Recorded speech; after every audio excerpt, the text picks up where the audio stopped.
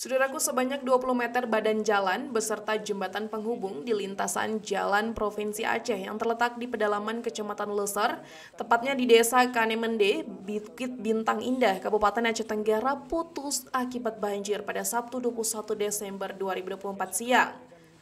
Kepala Pelaksana Badan Penanggulangan Bencana Daerah atau BPBD Aceh Tenggara, Muhammad Asbi, kepada tribungai.com pada Minggu 22 Desember 2024 menjelaskan bahwa kerusakan tersebut terjadi karena tingginya intensitas hujan yang mengguyur sebagian wilayah Aceh Tenggara. Akibat kejadian ini, akses penghubung antara Desa Kanemende dan Desa Bintang Bukit Indah terputus total, menyebabkan 15 desa di kecamatan tersebut terisolasi.